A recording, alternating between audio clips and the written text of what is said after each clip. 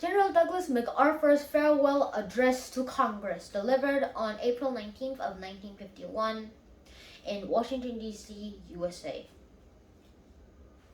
Mr. President, Mr. Speaker, distinguished members of Congress, I stand on this rostrum with a sense of deep humility and great pride. Humility in the wake of those great American architects of our history who have stood here before me. Pride in the reflection that this form of legislative debate represents human liberty in the purest form yet devised. Here are centered the hopes and aspirations and the faith of the entire human race. I do not stand here as an advocate for any particular purpose, for the issues are fundamental and reach quite beyond the realm of partisan consideration. They must be resolved on the highest plane of national interest if our course is to prove sound and our future protected. I trust, therefore, that you will do me the justice of receiving that which I have to say as solely expressing the considered viewpoint of a fellow American. I address you with neither rancor nor bitterness in fading twilight of life, with but one purpose in mind, to serve my country. The issues are global and so interlocked that to consider the problems of one sector oblivious to those of another is but to court disaster for the whole. While Asia is commonly referred to as the gateway to Europe, it is no less true that Europe is the gateway to Asia. And the broad influence of one cannot fail to have its impact upon the other. There are those who claim our strengths are inadequate to protect on both fronts, that we cannot divide our effort. I can think of no greater expression of defeatism. If a potential enemy can divide his strength upon two fronts, it is for us to counter his effort. The communist threat is a global one. It is a successful advance in one sector that threatens the destruction of every other sector. You cannot appease or otherwise surrender to communism in Asia without simultaneously undermining our efforts to halt its advance in Europe. Beyond pointing out these general truisms, I shall confine my discussion to the general areas of Asia. Before one may objectively assess the situation now existing there, he must comprehend something of Asia's past and the revolutionary changes which have marked her course up to the present. Long exploited by the so-called colonial powers with little opportunity to achieve any degree of social justice, individual dignity, or a higher standard of life, such as guided up our own noble administration in the Philippines, the peoples of Asia found an opportunity in the war just past to throw off the shackles of colonialism and now see the dawn of new opportunity, a heritage of unfelt dignity, and the self-respect of political freedom. Mustering half of the Earth's population and 60% of its natural resources, that these people are rapidly continuation and consolidating a new force, both moral and material, with which to rise and raise the living standard and erect adaptations of the design of modern progress to their own distinct cultural environments. Whether one adheres to the concept of colonialism or not, this is the direction of Asian progress, and it may not be stopped. It is a corollary to the shift of the world economic frontiers as the whole epicenter of the world affairs rotates back toward the area whence it started. In this situation, it becomes vital that our country orient its policies and continents and this basic evolutionary condition rather than to pursue a course blind to the reality that the colonial era is now past and the Asian peoples covet the rights to shape their own free destiny.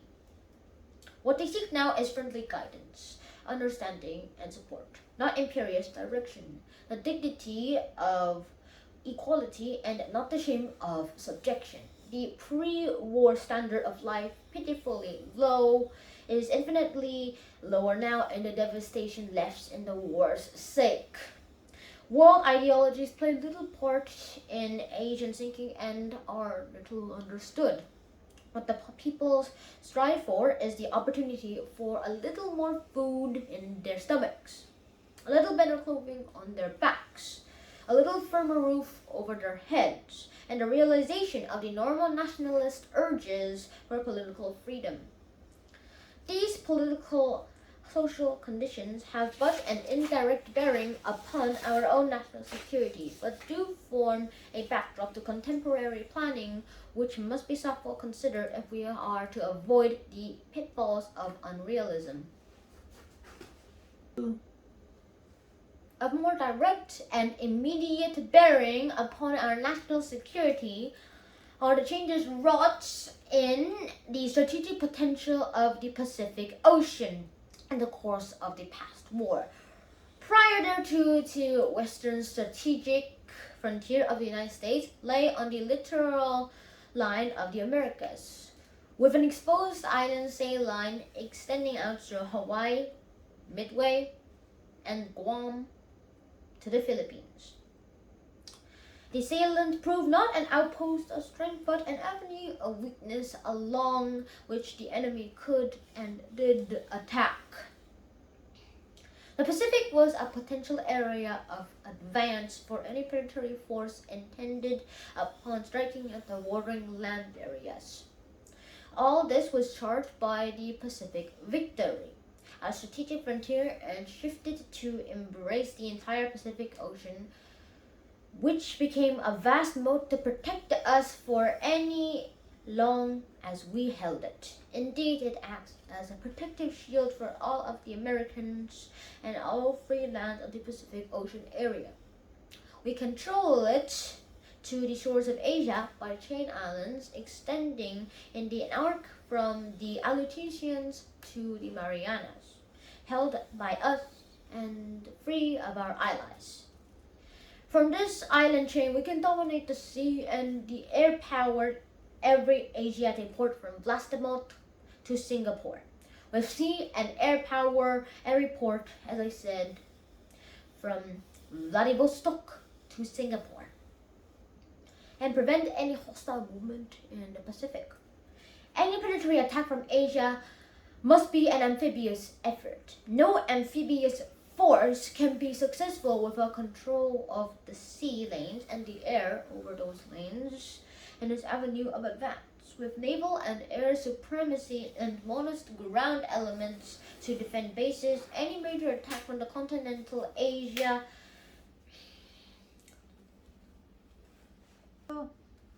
toward us or our friends in the Pacific, which would be doomed to failure. Under such conditions, the Pacific no longer represents menacing avenues of approach for a prospective invader. It assumes instead the friendly aspect of a peaceful lake. Our line of defense is a natural one and can be maintained with a minimum of military effort and expense. It envisions no attack against anyone, nor does it provide the bastion's essentials for offensive operations, but properly maintained would be an invincible defense against aggression. The holding of this littoral defense line of the Western Pacific Ocean is entirely dependent upon holding all segments thereof. For any major breach of that line by an unfriendly power would render vulnerable to a determined attack every other major segment.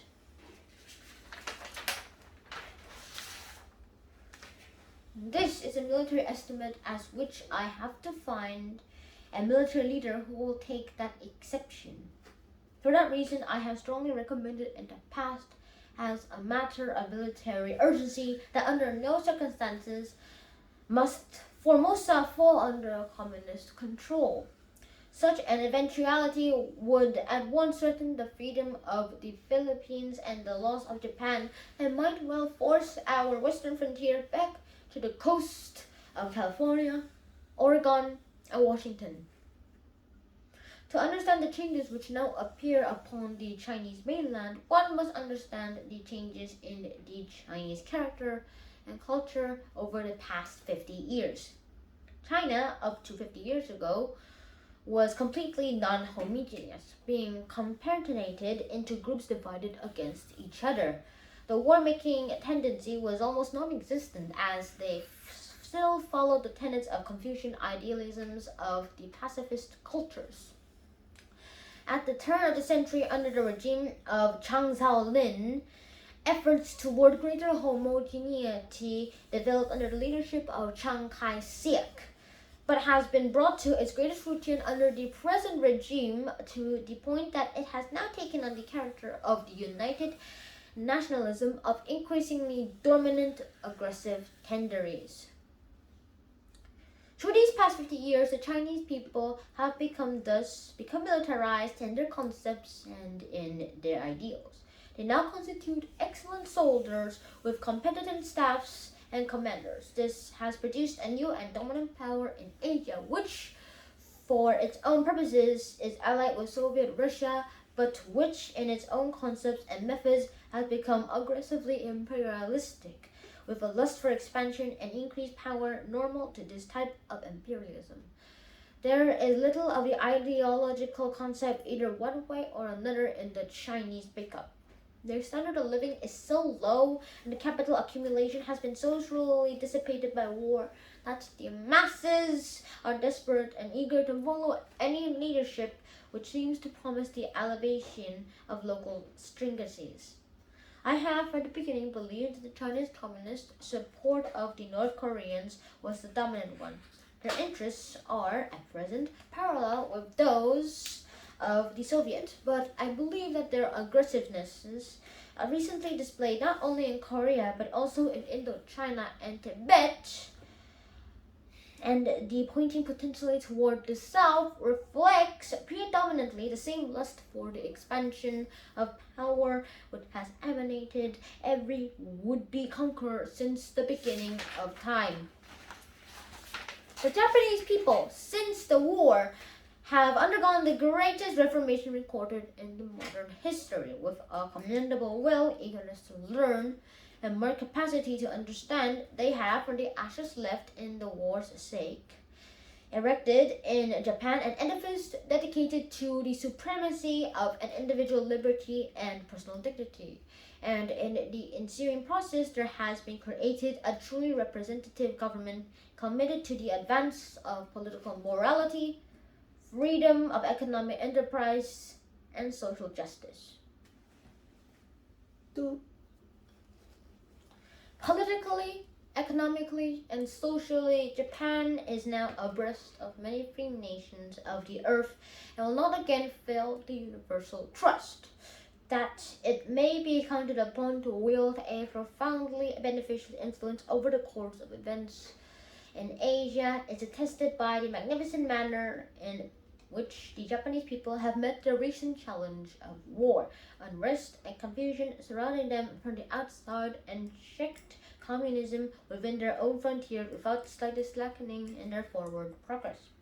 I sent all 4 of our occupation divisions to the Korean battlefront without the slightest qualms as to the effect of the resulting power vacuum upon Japan. The results fully justified my faith.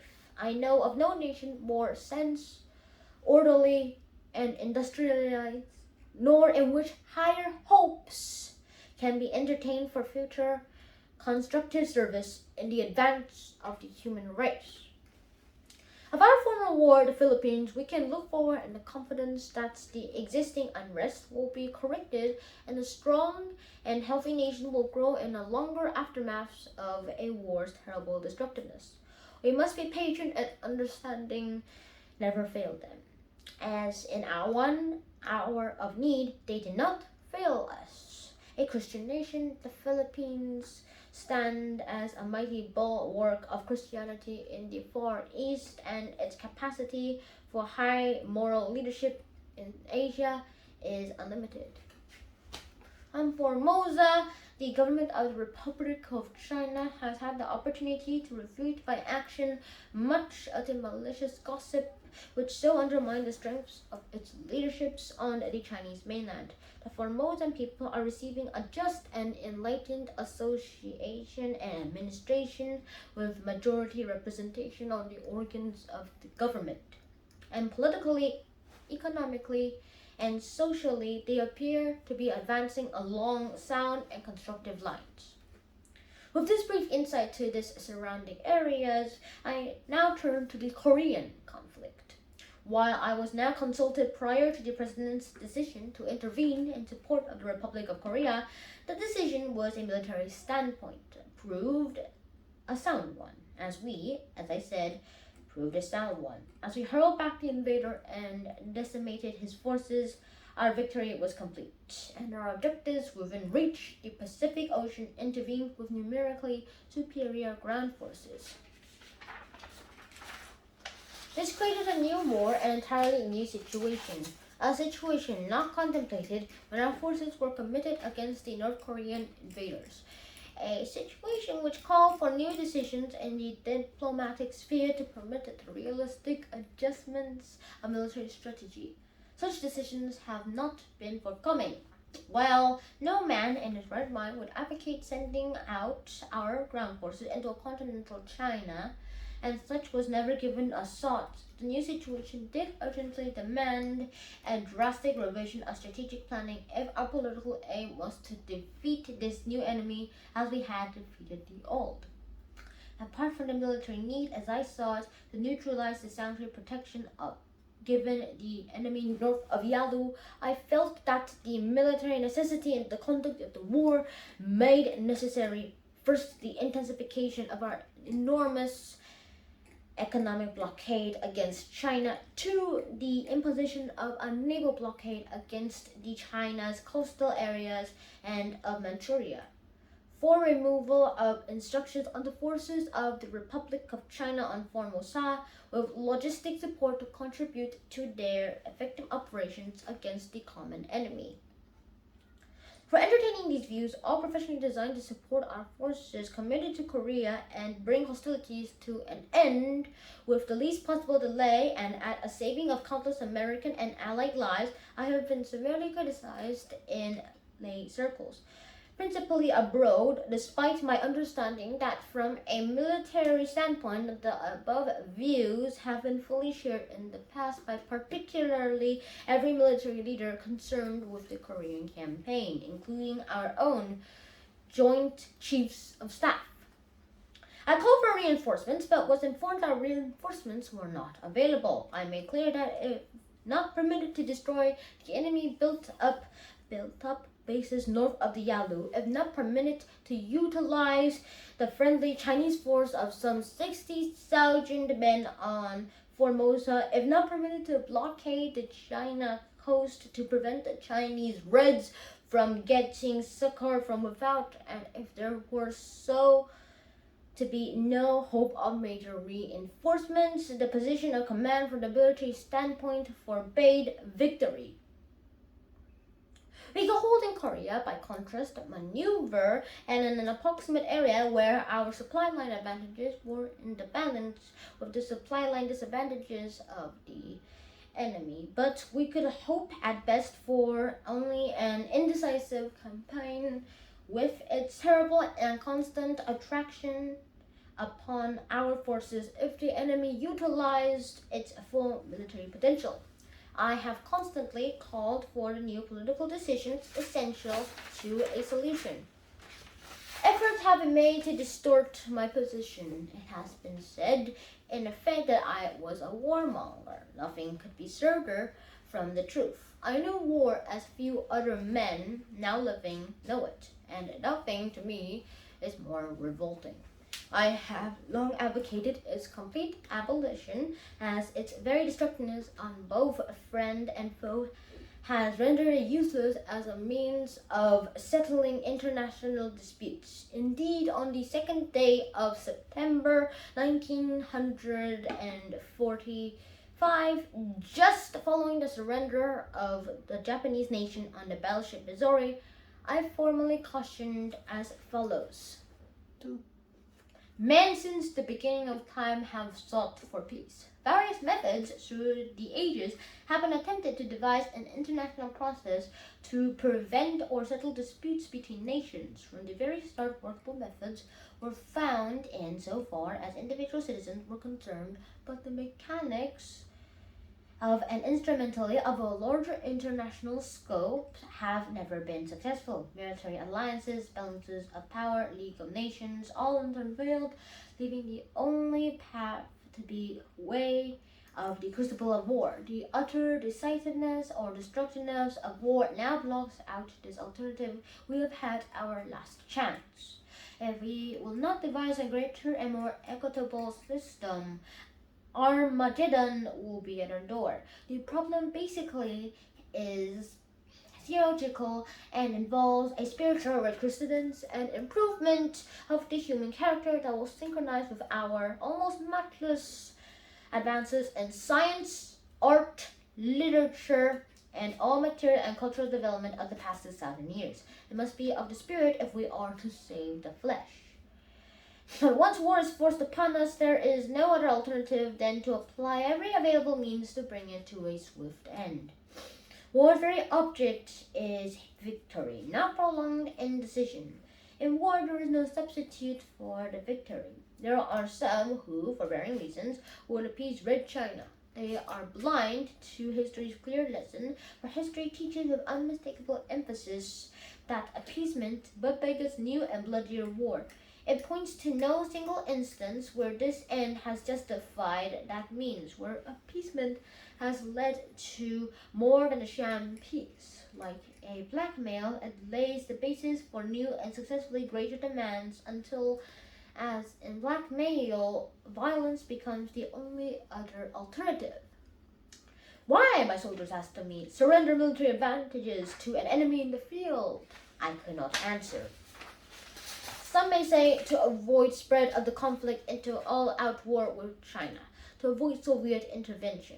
Neither explanation seems valid, for China is already engaging with the maximum power it can commit, and the Soviet will not necessarily mesh its actions with our moves. Like a cobra, any new enemy will more likely strike whether it feels that the relativity in military or other potential is in its favor on a wide basis.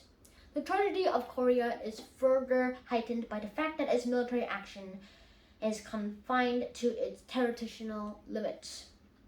It condemns that nation, which it is our purpose to save, to suffer the devastating impact of full naval and air bombardment, while the energy sanctuaries are fully protected from such attack and devastation. Of the nations of the world, Korea alone up to now is the sole one which has risked its all against communism. The magnificence of the courage and the fortitude of the Korean people defies description. They have chosen to risk death rather than slavery. Their last words to me were, "Don't scuttle the Pacific.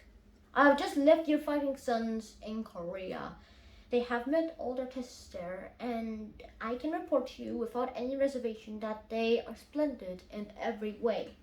It was my constant effort to preserve them and put an end to this conflict honorably and with the least loss of time and minimum sacrifice of life. Its growing bloodshed has caused me the deepest anguish and anxiety. Those gallant men will remain often in my thoughts and in my prayers always. I am closing my 52 years of military service. When I joined the army, even before the turn of the century, it was the fulfillment of all my boyish hopes and dreams.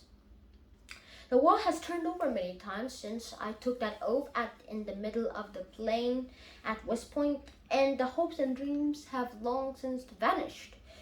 But I still remember the refrain of one of the most popular barrack ballads of that day, which proclaimed most proudly that old soldiers never die. They just fade away. And like the old soldier of that ballad, I now close my military career and just fade away. An old soldier who tried to do his duty as God gave him the light to see that duty. Goodbye.